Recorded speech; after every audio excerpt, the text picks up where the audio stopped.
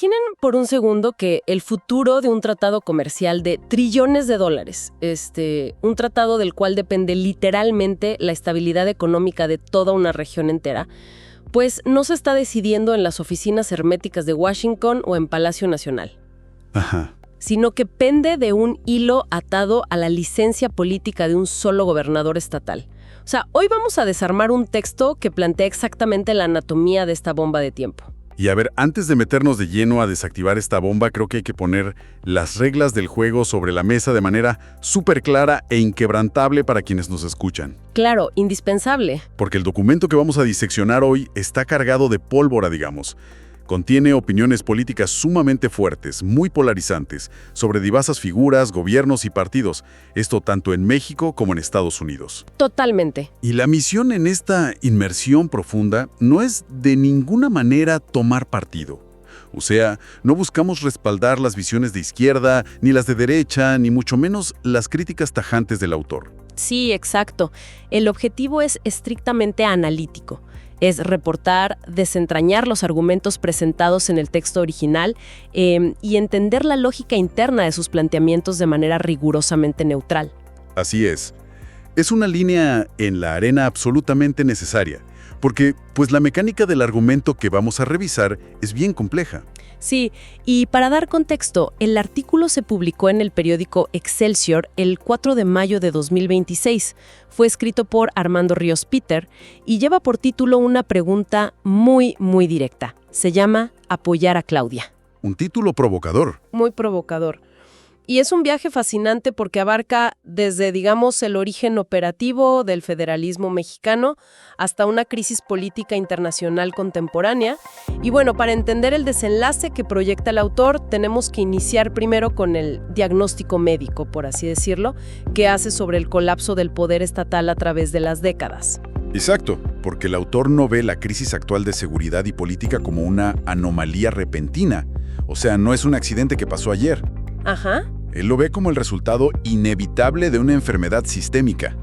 Argumenta que el llamado, y cito, maltrecho federalismo mexicano lleva años sufriendo un deterioro estructural profundo. Y a ver, él comienza su línea de tiempo señalando el sexenio de Vicente Fox. Ok, nos vamos hasta allá. Sí, su premisa es que durante esa transición democrática, pues el poder central soltó el control autoritario histórico que siempre ejercía. Pero el problema es que lo soltó sin crear nuevos contrapesos institucionales reales. Ya. El resultado de eso, en palabras del propio texto, fue que los gobernadores locales se entronizaron como virreyes. ¡Wow! Básicamente argumenta que adquirieron una autonomía financiera y operativa casi monárquica, ¿no? Operando en sus territorios sin ningún tipo de supervisión. Tal cual. Y luego, el artículo avanza hacia la administración de Felipe Calderón, marcando ahí una ruptura crítica en la confianza entre esos virreinatos y la federación. Sí, ahí es donde la cosa se tensa. El texto pone el reflector en el famoso Michoacanazo. Recordemos, aquel mega operativo de detenciones masivas de alcaldes y funcionarios locales. Y lo utiliza como el síntoma claro de que el gobierno federal reconocía que las estructuras locales ya estaban irremediablemente comprometidas. Totalmente. Y la evolución de esa dinámica, siguiendo la narrativa del artículo, nos lleva al sexenio de Enrique Peña Nieto. Ok. Aquí el texto describe la consolidación de un mecanismo de corrupción, pero, mucho más sofisticado y cínico. Menciona un robo sistematizado de recursos públicos operando simultáneamente en 12 estados. ¿12 estados al mismo tiempo? ¡Qué locura! Sí, y el punto crucial del autor aquí es que esto no se trataba de casos aislados de un político enriqueciéndose, sino de una maquinaria financiera diseñada específicamente para extraer recursos y ayudar a un grupo político a consolidarse. Y destaca explícitamente los desfalcos masivos en Veracruz, Quintana Roo y Nuevo León. Claro. Todo este historial es lo que, según Ríos Peter, pavimenta el camino institucional para entender el contexto actual de las acusaciones contra figuras como el actual gobernador de Sinaloa, Rocha Moya. A ver, analicemos esto con cuidado, porque aquí resalta una analogía particularmente cruda que utiliza el autor. Él compara esta convivencia histórica entre el sistema político y el crimen organizado con el alcoholismo. Ajá, una imagen fortísima. Sí. La define literalmente como una enfermedad progresiva y mortal. Entonces, si desglosamos la lógica de su argumento, El texto sostiene que el antiguo régimen priista, digamos, sembró y alimentó esta dinámica para sacar provecho político. Exacto. Luego afirma que durante el panismo, y ahí destaca de manera central a García Luna, la dinámica mutó hacia una asociación directa.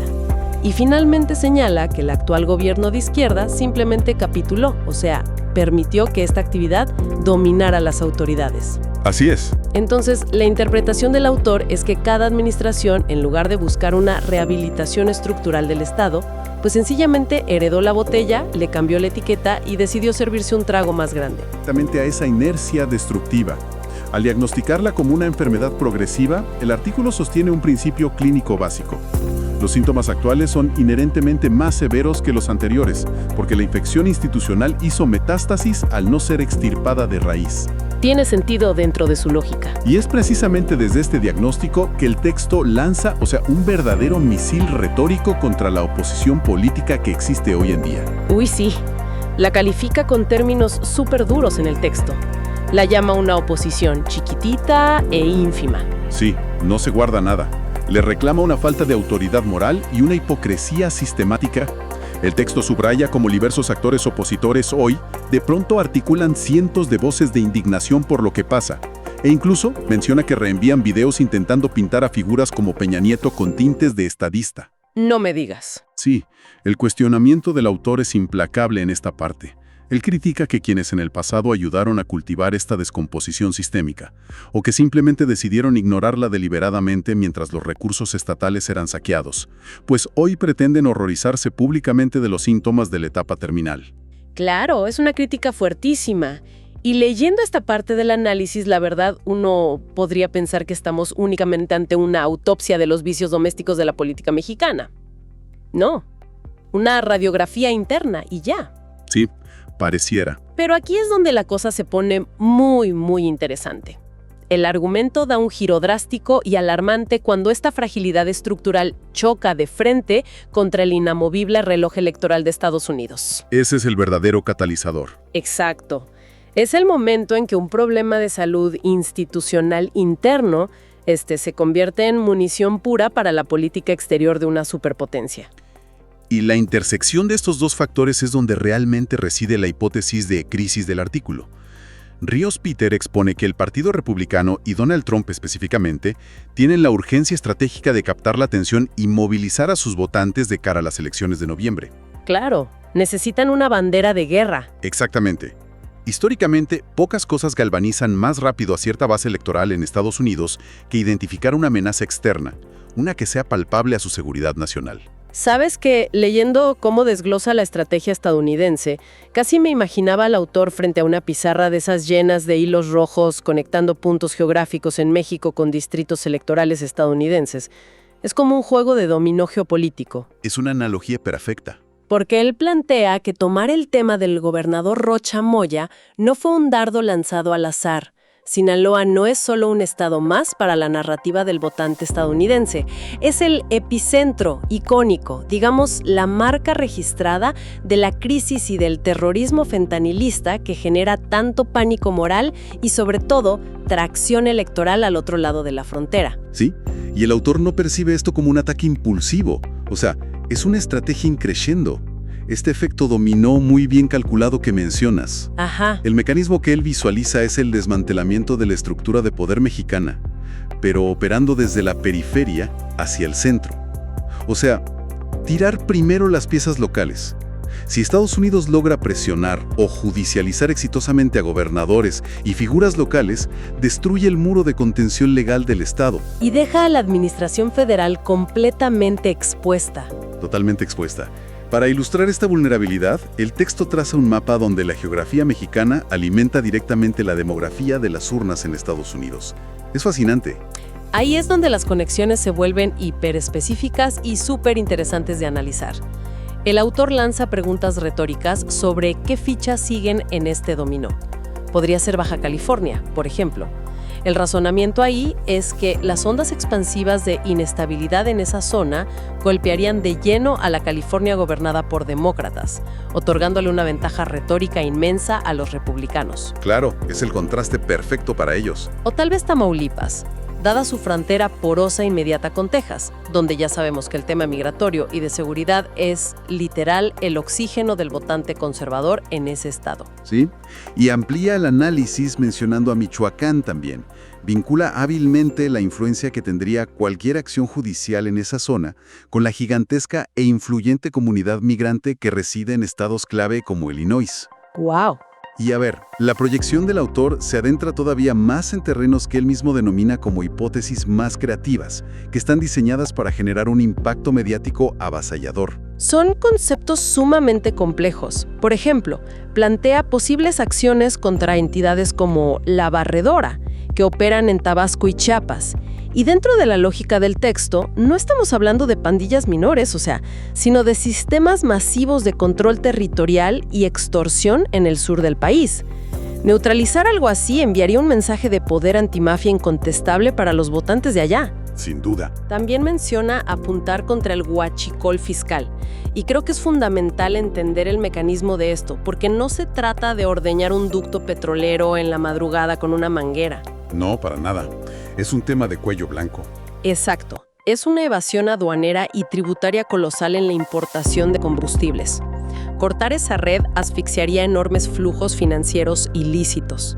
Y el autor, pues, corona toda esta escalada de escenarios con una posibilidad que parece diseñada específicamente para los noticieros estelares estadounidenses. Él se pregunta, ¿qué ocurriría si la próxima ficha en caer fuera a través de una escandalosa aprehensión de un exgobernador mexicano que hoy opera como cónsul nada menos que en Miami? ¿Qué bomba mediática sería eso? Imagínate el impacto sísmico de un evento de esa naturaleza en Florida, siendo Florida el feudo político más importante para el voto latino conservador en Estados Unidos. Y a escasas semanas de una votación presidencial, pues el valor de eso sería incalculable. Y justo cuando la lectura sugiere que todas estas son meramente teorías conspirativas de un estratega político jugando ajedrez en su cabeza, el artículo ancla sus proyecciones electorales en realidades económicas palpables, hechos recientes en territorio nacional. Se traslada el foco de Washington hacia un evento diplomático ocurrido en Topolobampo. Ajá, ese evento es clave. Esto demuestra que la presión no es una amenaza fantasma, es real. Sí, el texto destaca de manera prominente las declaraciones recientes del embajador de Estados Unidos en México durante su visita a esa región, a Topolobampo. Y lo fascinante de este episodio no radica únicamente en las palabras que se pronunciaron, sino en el escenario y, más importante, en quienes estaban escuchando. Sí, porque las palabras fueron pronunciadas teniendo frente a frente al propio gobernador Rocha Moya. El artículo recoge las advertencias directas del diplomático, ahí, a unos metros de distancia, señalando que la corrupción, la extorsión y la falta de seguridad constituyen barreras insalvables para la inversión extranjera en México. ¿Así? ¿Directo? Directo. Y el mecanismo de daño económico que describe el autor a partir de esto es clarísimo. La inseguridad no solo genera violencia en las calles, sino que dispara los costos logísticos, aniquila una capacidad de competir en el mercado y fulmina la confianza internacional en el país. Fue literalmente una advertencia financiera disfrazada de diplomacia. Y la lectura que extrae Ríos Peter de este encuentro es vital para dimensionar el problema.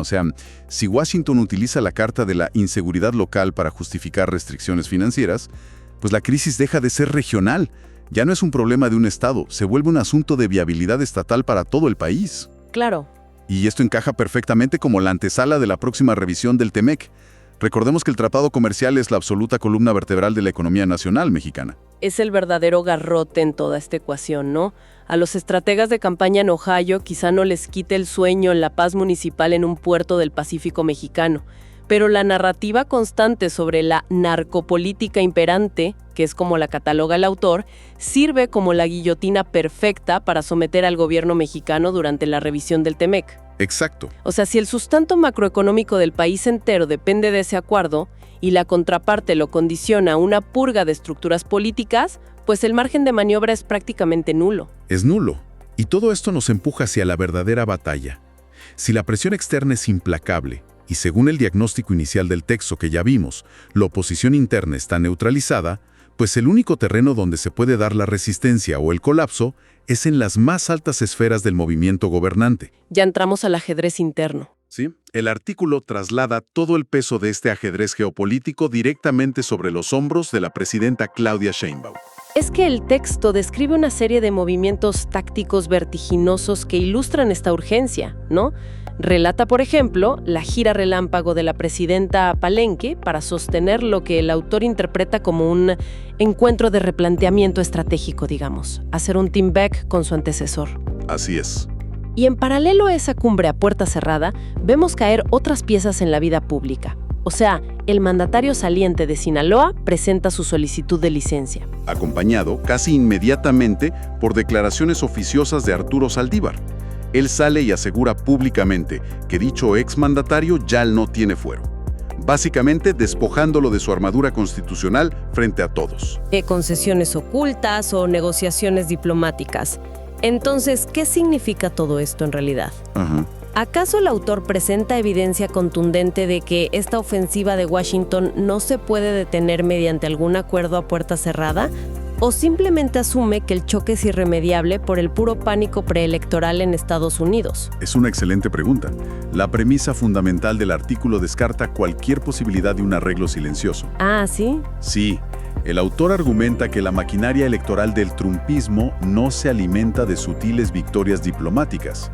O sea, su combustible son los trofeos públicos de alto perfil, ver rodar cabezas básicamente.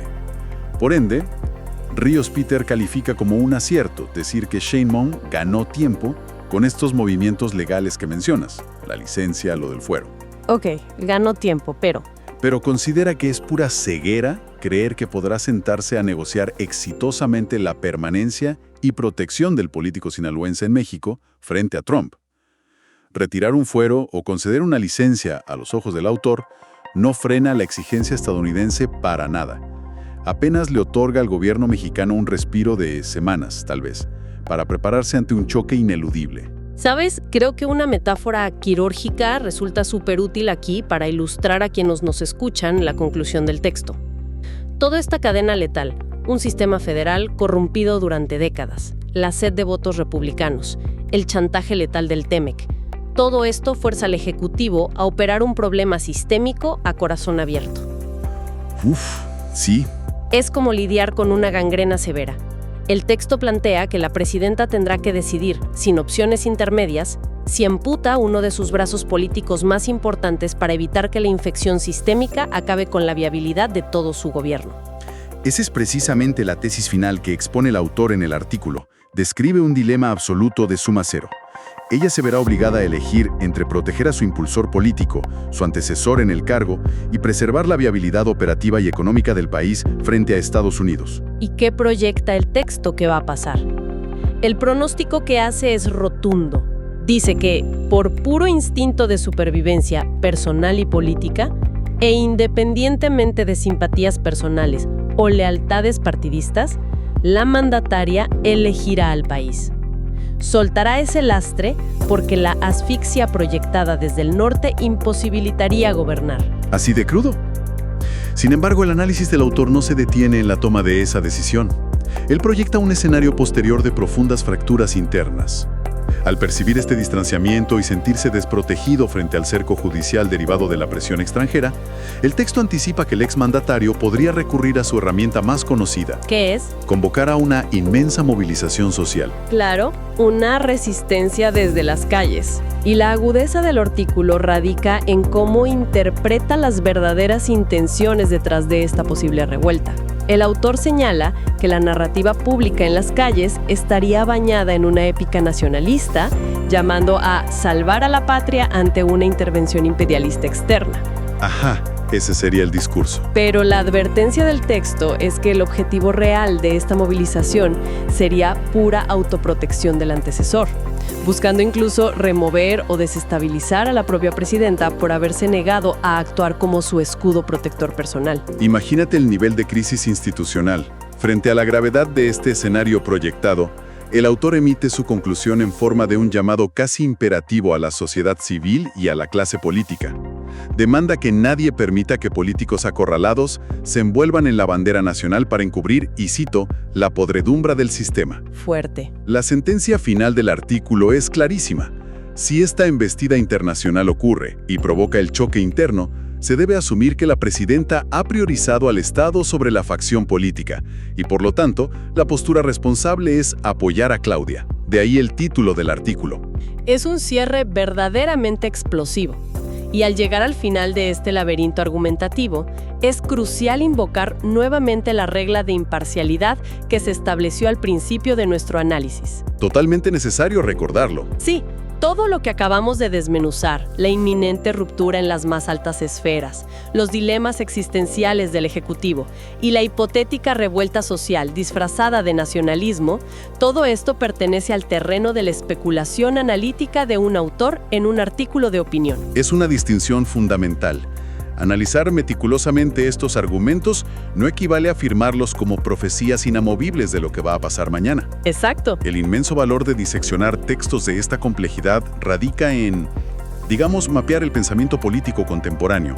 Nos permite entender cómo diversos sectores interpretan las debilidades sistémicas del Estado y cómo visualizan la interacción brutal entre los factores de poder locales y la presión internacional hegemónica. Sí, es la revelación de la hiperconexión del mundo actual en el que vivimos. O sea, iniciamos desentrañando cómo unos gobernadores locales operaron sin límites de supervisión hace más de 20 años, con Fox, y terminamos entendiendo cómo esos actos sentaron las bases para que hoy un candidato estadounidense ponga en jaque un tratado comercial de trillones de dólares. Sí, es un efecto mariposa terrible. Forzando a su vez un quiebre en la sucesión política interna del país.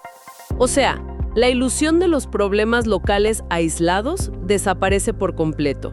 La extorsión en una carretera del sur impacta directamente en las aduanas de exportación y en las estrategias electorales a miles de kilómetros de distancia. Demuestra impecablemente cómo las instituciones no se colapsan por decreto externo de un día para otro, sino que los factores de poder foráneos simplemente penetran por las fracturas de un sistema inmunológico político que lleva décadas sin atención médica. Y hablando de ese tejido inmunológico, emerge una reflexión final que trasciende los párrafos del artículo y que la verdad vale la pena que todos analicemos individualmente.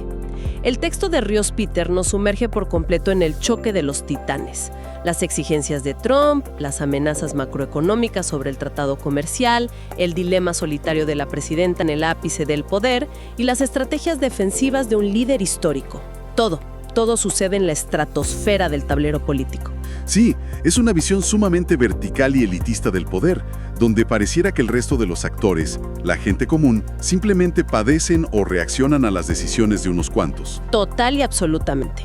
Pero si regresamos al diagnóstico inicial del autor, donde afirma que la descomposición institucional es una enfermedad progresiva arraigada desde hace décadas, y donde él mismo determina que la oposición política organizada es actualmente nula o chiquitita, pues la pregunta inevitable que queda flotando es: ¿cuál es el papel activo de la ciudadanía ante un panorama tan asfixiante? O sea, ¿se puede sanar verdaderamente a una república y reconstruir el tejido de un país entero, delegando la responsabilidad a que un solo líder en el Ejecutivo, motivado por el mero instinto de supervivencia y el miedo a una sanción extranjera, tome accidentalmente la decisión correcta? Es una pregunta profunda. ¿O la cura para una infección sistémica de este nivel demanda un antídoto mucho más radical? Uno que debe ser exigido, construido y vigilado incesantemente desde las bases mismas de la sociedad civil. Es un cuestionamiento que el autor no aborda en su texto, pero que la realidad nos impone evaluar. Es un replanteamiento crítico y vital. Reconocer que la reconstrucción genuina de un Estado jamás vendrá exclusivamente de las resoluciones tomadas por sobrevivencia en las cúpulas. Exactamente, nos quedamos con ese planteamiento. Ha sido un recorrido analítico denso, fascinante y estoy segura muy revelador. Se agradece profundamente el tiempo dedicado a acompañar este escrutinio detallado. Frente a un mundo saturado de información y de ruido pasajero, la herramienta más poderosa que existe es la voluntad de cuestionar las narrativas, entender los mecanismos que mueven la política y nunca conformarse con la lectura superficial de los eventos. Estaremos listos para nuestro próximo encuentro, dispuestos a seguir desarmando las estructuras de los grandes temas de hoy.